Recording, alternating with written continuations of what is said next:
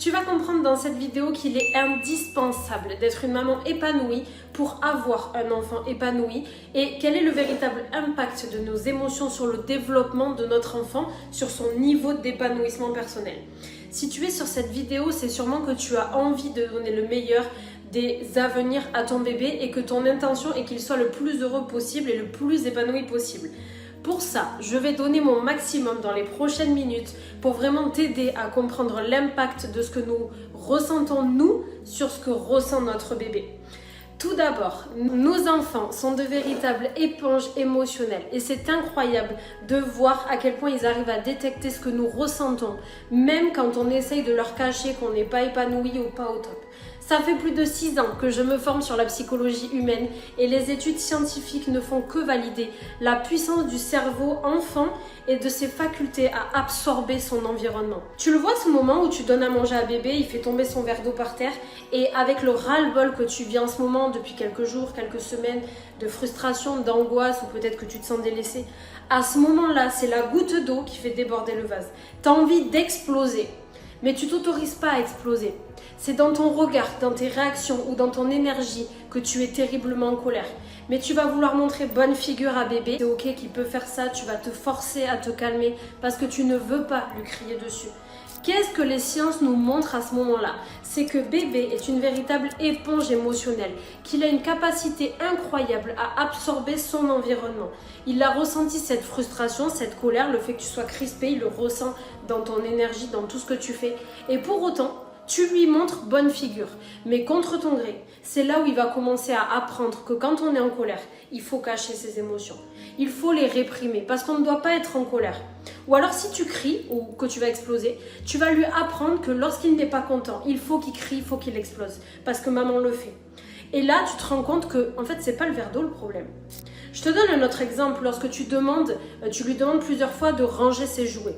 Finalement, ce qui va te mettre en colère, c'est pas vraiment le fait que ce soit mal rangé. C'est qu'à ce moment-là, tu te dis que quand tu parles, on ne t'écoute pas. Tu ne te sens pas reconnu, tu te sens peut-être invisible, tu as l'impression de parler dans le vent et c'est ça qui va t'énerver. Et ça vient d'une blessure émotionnelle liée à l'enfance, peut-être d'abandon, de rejet, d'injustice, d'humiliation, qui fait qu'à ce moment donné, où tu t'es sentie inutile, transparente ou dénigrée, et au moment où tu demandes à ton enfant de ranger ses jouets sans qu'il t'écoute, ce qui se passe, c'est que tu vas le prendre personnellement, comme quoi tu n'as pas d'autorité, on ne t'écoute pas, ou que tu ne sais pas comment tu vas faire parce que tu as l'impression que tu vas exploser, alors qu'en soi le fait, c'est juste des jouets mal rangés ou pas à leur place. Pourquoi je te dis tout ça? C'est pour que tu comprennes à quel point nos blessures émotionnelles impactent nos émotions et nos émotions, comme tu peux le voir, impactent nos enfants. À ce moment-là, quand je vais crier sur mon enfant, je vais le réprimer, lui dire que c'est pas bien, qu'il m'écoute pas, qu'il doit faire ce que je dis, etc. Mais je suis en train de créer en lui des blessures émotionnelles parce que je vais les réprimer beaucoup plus fort que la chose qui est en train d'être faite. L'on veuille leur cacher ou faire semblant, dans tous les cas, ils vont ressentir ce qu'on ressent. Et vu qu'on fonctionne par mimétisme, si je suis quelqu'un de colérique, je suis en train de le rendre colérique. Si je suis quelqu'un de triste, je suis en train d'apprendre à mon enfant à être triste.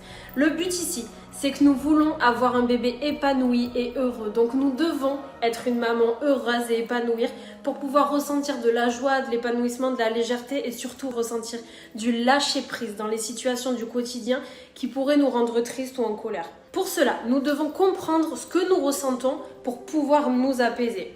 Donc, tu es d'accord que nous devons d'abord savoir pourquoi nous ressentons ce que nous ressentons. Comment je peux guérir ce que je n'ai pas conscience? Tu comprends ce que je veux dire? Je vais te donner des exemples qui vont te permettre d'avancer déjà sur la compréhension de ce que tu ressens. Si tu as une blessure d'abandon, tu t'es senti abandonné dans ton passé, tu as tellement peur de revivre l'abandon aujourd'hui que tu vas faire des choses que tu ne ferais pas d'habitude. Tu vas dire oui alors que tu n'as pas envie, tu as peut-être envie de dire non, tu vas accepter alors que tu as envie de refuser.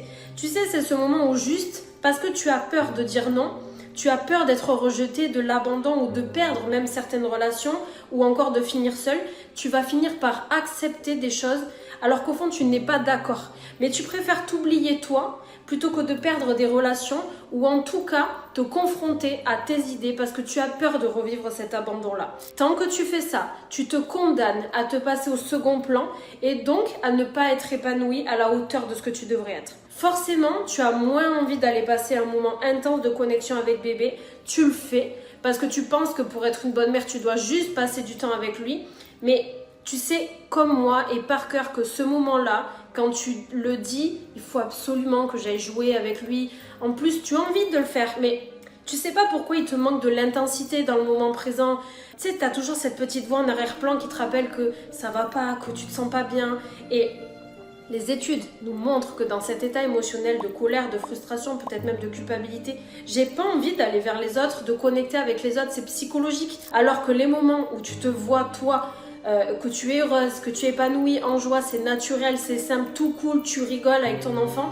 Donc, c'est ce que tu apprends aussi. Et c'est le meilleur moyen de connecter avec lui, d'être épanouie, heureuse, d'être naturelle et de ressentir ces sentiments de joie, d'amour pour que ce soit naturel pour lui. Si toi, tu veux passer de bons moments avec lui sans te forcer, tu dois forcément sortir de cette frustration et de ce mal-être.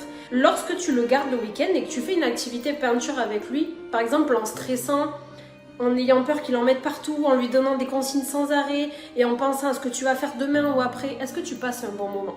Et est-ce que tu penses que lui, au final, il passe un bon moment? J'espère que j'aurai l'occasion de t'en parler beaucoup plus en profondeur plus tard, mais il faut que tu saches que toutes nos émotions sont juste des signaux. Il n'y a pas de problème avec nos émotions, autant négatives que positives, parce que nos émotions sont juste là pour te donner des signaux. La joie, le bonheur sont juste là pour te rappeler que tu fonctionnes normalement, que tout va bien. La colère, la frustration, la tristesse sont également là pour te renseigner qu'au fond de toi, il y a quelque chose qui ne va pas. Nos émotions sont juste des signaux. Mais des signaux de quoi? De nos blessures émotionnelles.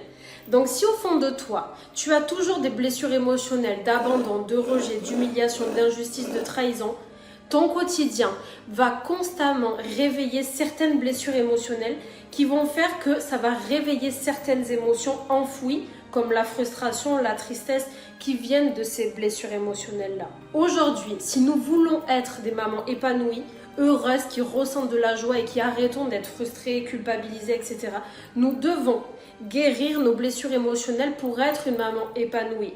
Tu comprends ce que je veux dire? Parfait. Voici finalement le futur que nous avons en tant que maman pour nos enfants quand nous continuons avec nos blessures émotionnelles. Tant que nous avons nos blessures, notre environnement va constamment venir nous déclencher sur ce manque de reconnaissance. Tu sais, ce moment où je te parlais du verre d'eau ou du fait de ne pas ranger sa chambre, ça vient simplement réveiller tes blessures émotionnelles. Une maman équilibrée, elle, va juste dire de manière très calme à son enfant de ranger sa chambre, sans mots plus haut l'un que l'autre. Tandis que nous, si nous avons gardé nos blessures, ça va exploser à une intensité complètement déconnectée de ce qui vient vraiment de se passer. Et c'est ce qui se passe quand on est constamment en colère, triste ou autre, on a tendance à se renfermer. On n'a même pas conscience au final de ça. Nos enfants nous voient nous renfermer, donc ils vont aussi développer ça parce qu'ils fonctionnent par mimétisme et réaliser les mêmes actions que nous. Et puis notre santé se dégrade parce que je ressens du stress, mes émotions sont sans dessus-dessous, mes relations aussi, parce que j'ai peur du rejet, donc je crée inconsciemment du chaos. Je vais aussi compenser par des addictions au téléphone, à la nourriture. En fait, je suis mal intérieurement et du coup, je montre à mon enfant que plutôt que de régler le problème à l'intérieur, je comble et je lui apprends à ne pas prendre soin de soi.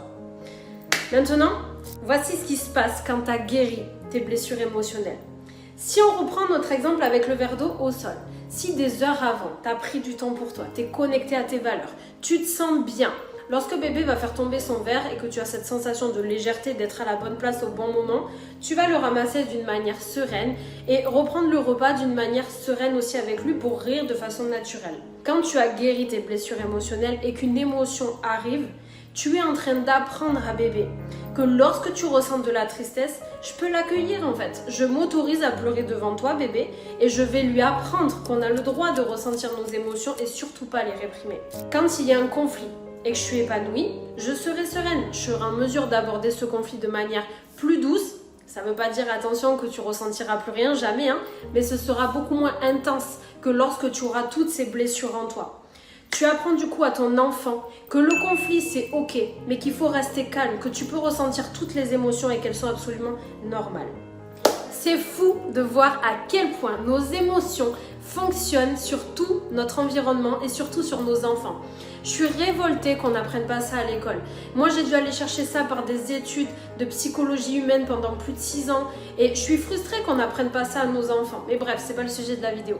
Le but ici, c'est que l'on apprend, nous, à contrôler nos propres émotions et surtout qu'on prenne nos responsabilités parce que nous avons la possibilité d'offrir un meilleur avenir à nos enfants de manière émotionnelle. Au début, je me disais que c'était beaucoup trop beau pour être vrai et beaucoup de femmes que j'ai accompagnées disaient la même chose.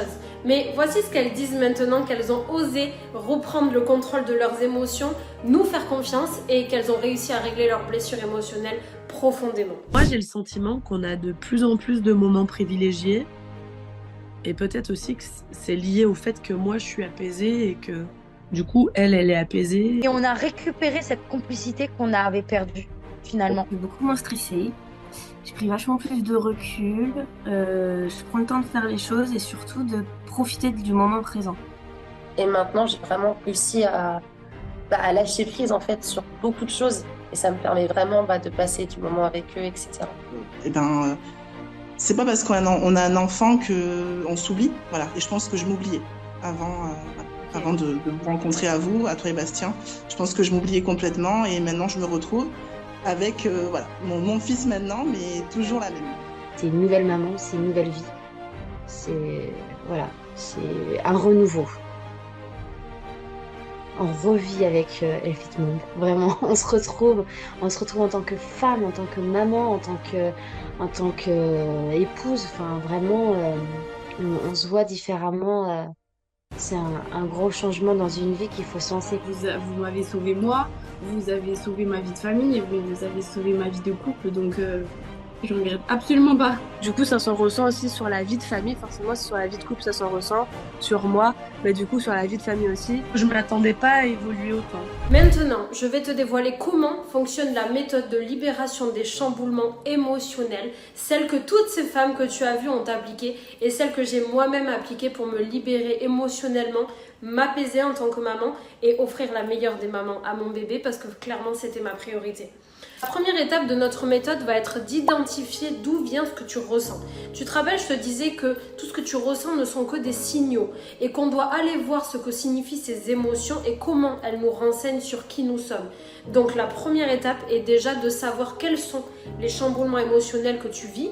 En gros, pour scanner un petit peu toutes tes blessures, c'est assez simple, mais il faut appliquer une méthode bien précise pour y arriver. Déjà, quand tu sauras pourquoi tu ressens ce que tu ressens, tu auras fait un travail vraiment très impressionnant sur ta libération. La deuxième étape va être donc de libérer ces émotions, cette colère, cette tristesse, cette frustration, pour arriver à être une maman plus légère et plus épanouie pour pouvoir offrir la meilleure des mamans à bébé. Cette deuxième étape, tu verras si tu as l'occasion et la chance qu'on travaille ensemble et qu'on t'accompagne. Cette deuxième étape, te permettre de libérer émotionnellement, ça veut dire que tu vas te guérir, te libérer de ta colère, te libérer de ta tristesse que tu as en toi. C'est une méthode qui est peut-être un peu inconfortable quand tu le vis, mais ô combien libérateur. Elle va te permettre de mettre des mots sur ce que tu n'as jamais pu dire, de faire ce que tu n'as jamais osé faire pour te permettre d'être un exemple de courage, d'authenticité, d'être une super maman pour ton bébé. Notre troisième étape, c'est de pouvoir implémenter cette nouvelle maman au quotidien qui ressent amour, joie de vivre, épanouissement pour pouvoir vivre justement cette vie de rêve, cette vie de la meilleure des façons et offrir surtout à bébé une maman connectée avec lui qui aura une relation privilégiée avec son enfant jusqu'à l'âge adulte. Le premier réflexe que j'avais quand j'étais maman, c'est que je voulais que mon fils ne manque de rien. Matériellement parlant, je parle, sans prendre conscience en fait que la première chose dont il avait vraiment besoin par-dessus tout, c'était une maman heureuse. Quand j'ai pris conscience de ça, j'ai arrêté de dépenser des fortunes dans des jouets ou des choses qui le rendaient pas fondamentalement heureux, mais j'ai décidé de lui offrir la meilleure des mamans en prenant soin de moi. Parce qu'au fond de moi, c'est ça que je voulais et c'était pour me rassurer quand je le voyais content quelques secondes. Un jour, je me souviens, je lui ai offert un tracteur électrique à un peu plus de 800 € et je le voyais jouer tout seul. Il n'osait pas venir me voir, tu sais pourquoi ? Parce que j'étais tout le temps en colère. Ou en tout cas, je lui adressais pas les bons mots, pas les bons gestes, ce qu'il avait besoin. Et aujourd'hui, ce tracteur, il y joue plus parce qu'au final, on passe tout notre temps ensemble. Il préfère venir me voir, me faire des câlins. Je sais que vraiment, j'ai compris comment il fonctionnait et je suis devenue une maman épanouie. Je me rends compte maintenant que j'avais le réflexe en fait de demander à mon conjoint qu'est-ce qu'il pensait de moi, de ce que je faisais ou pas, parce qu'au fond, je ne me faisais pas confiance à moi. Et un jour, je me suis dit, comment je peux demander à quelqu'un qui ne connaît pas ce que je vis vraiment intérieurement, ce que je dois faire pour aller mieux. Depuis, ma vie, elle a changé. Et encore une fois, qu'est-ce que j'ai envie de montrer à bébé? Quel exemple je veux être pour lui? Être une personne qui sait qu'elle a besoin de faire quelque chose, qui se fait confiance et qui le fait, ou une personne qui a constamment peur de prendre des décisions, qui demande constamment aux autres de l'aide, savoir si c'est la bonne décision ou pas. Quelle est la maman que j'ai envie d'incarner? Pose-toi la question vraiment. C'est la première étape vers ta transformation, la toute première étape. Celle qui te permettra vraiment d'être en mesure de comprendre le changement qui va derrière. Et si tu as besoin de te guérir émotionnellement, tu dois le faire de toi, ça doit venir de toi. Et je sais très bien ce que tu vis, parce que je suis passée par là. Et le réflexe qu'on a toutes lorsqu'on va mal, c'est d'offrir des cadeaux à bébé pour combler ce vide, d'aller voir une psy, de parler aux copines. Mais malheureusement, on le sait bien au fond de nous, ça nous soulage sur le coup, on souffle, mais le lendemain, il n'y a rien qui a changé. On n'a fait qu'identifier nos douleurs sans jamais trouver réellement les causes et venir arracher ce pansement qu'on a mis sur nos émotions. Tu comprends aujourd'hui que ça ne fonctionne pas sur le long terme ce que tu fais? En fait, tu t'attaques seulement aux symptômes et non aux véritables causes du problème. Lorsque tu arriveras à te prioriser paradoxalement, je te promets, tu arriveras à t'épanouir et devenir une maman sereine pour bébé. L'unique solution pour avoir un bébé heureux et un futur enfant adolescent épanoui, c'est que sa maman le soit. C'est le seul et unique moyen. Et pour ça, il n'y a pas d'autre moyen que de travailler sur tes chamboulements émotionnels parce que tant que tu ne le fais pas, personne ne le fera à ta place. Tu garderas automatiquement les mêmes séquelles. Et que tu le fasses avec nous ou pas, je t'assure, ça m'est égal. Mais moi, ma mission, c'est d'aider un maximum de bébés, d'enfants à être épanouis. Et pour ça, je dois passer par toi en tant que femme, en tant que mère pour y arriver. J'ai envie que tu sois cette maman épanouie, heureuse, parce que je me suis vraiment rendu compte que des mamans malheureuses façonnaient des enfants malheureux sur le long terme. Et je veux surtout pas ça pour toi. Peut-être que tu te dis que tu n'y arriveras pas, que tu n'as pas confiance en toi. Et tu sais, ça ne t'appartient pas. C'est juste que dans ton passé, des personnes t'ont fait croire que tu étais trop ceci, trop cela. Et tu as vécu des abandons, des rejets, des humiliations. Tu as fini par croire que c'est toi qui avais un problème. Et je suis pas du tout d'accord avec ça. C'est surtout qu'il faut que tu te guérisses de ça et j'en suis la preuve. J'ai grandi avec l'idée que la maternité c'était un rêve éveillé, que tout serait rose, tu te doutes bien, j'ai déchanté rapidement. J'étais sur les nerfs, fatiguée, complètement dépassée. Et après un passage à vide, je me suis dit stop, il faut que je me sorte de là. Parce que mon fils était impacté de mes émotions. Je le voyais à son comportement dès petit. Quand j'ai pris conscience que c'était les blessures de mon passé, et surtout que je transmettais mes boulets à mon fils qui n'a rien demandé lui, c'est là que j'ai décidé de changer, de réellement travailler sur moi pour que, une bonne fois pour toutes, je puisse me sortir de ça. Et j'ai créé cette méthode et j'ai réussi à aider des centaines et des centaines de mamans à devenir épanouies. Et surtout, j'arrive maintenant à profiter de chaque seconde avec lui parce que depuis que je vais bien, il grandit sereinement et vraiment apaisé. En tant que maman, on est dépassé. Pour autant, c'est de notre devoir de commencer à nous prioriser si on veut vraiment rendre notre bébé épanoui. Tu veux savoir le choc que j'ai eu?